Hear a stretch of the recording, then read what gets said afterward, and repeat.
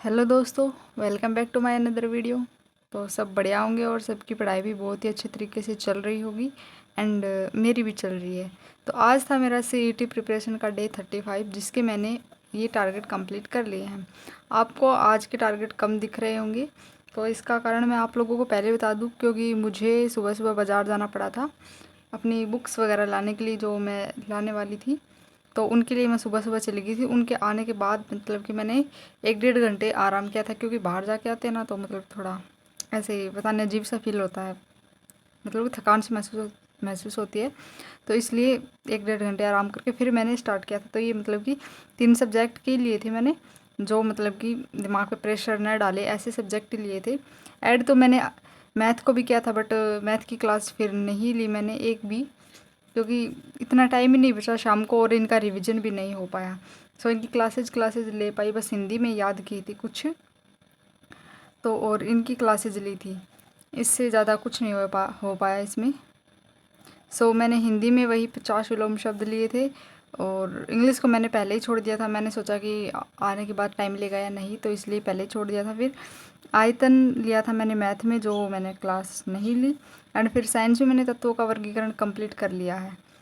और फिर जो अपनी राजस्थान जीके उसमें आर्ट एंड कल्चर वाला पोर्शन चल रहा है मेरा, उसमें मैंने लोक नृत्य व लोक नाट्य कंप्लीट कर दिए हैं। इसमें लोक नृत्य तो कंप्लीट हो चुके हैं, लोक नाट्य की 1-1.5 घंटे की क्लास और लूँगी तो ये भी कवर हो जाएगा।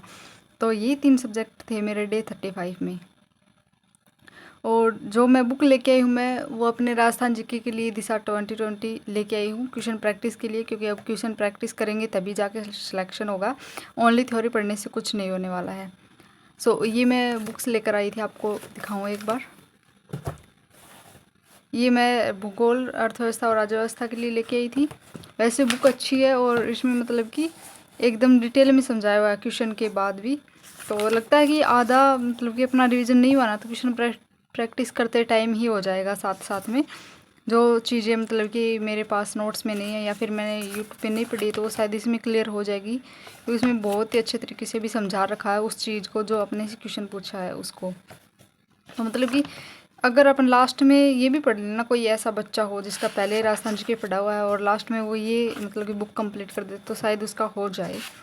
अभी हम जैसे तो कंपटीशन एग्ज़ाम में अभी अभी आए हैं नए नए, तो हमारा तो नहीं होगा, क्योंकि हमारा राजस्थान जीके इतना क्लियर नहीं है। बट जिनका पहले से वो क्लियर है, और तो वो ये दिशा 2020 पढ़ के शायद तक सीईटी पास तो कर ही सकते हैं। टॉप करने का मैं गारंटी नहीं लेती, बट पास तो कर ही सकते हैं। और इसी के साथ मैं अपनी जो राजस्थान की अर्थव्यवस्था थी ना, इसके लिए ब्रह्मास्त्र की बुक लेके आई हूँ।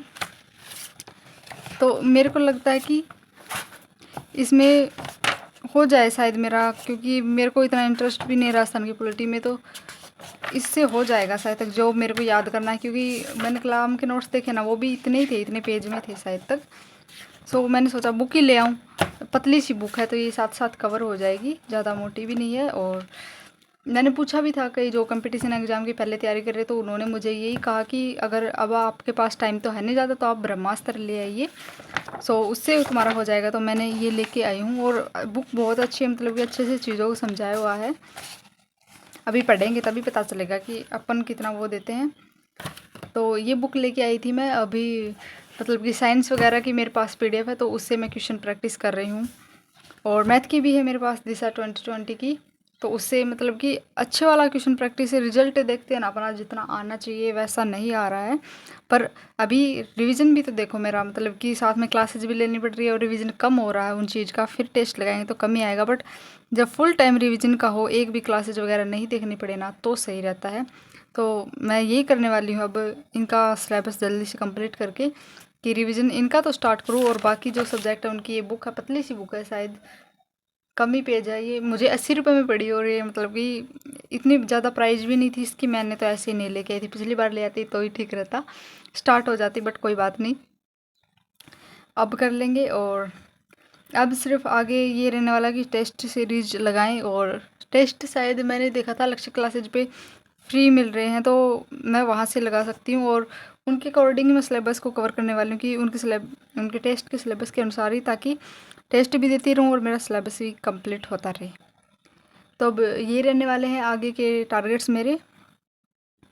और तो और तो क्या ही बोलूँ, अब पढ़ेंगे चुपचाप अपने डे 36 के लिए। So bye bye, thank you. Channel पर नए तो प्लीज़ सब्सक्राइब मी।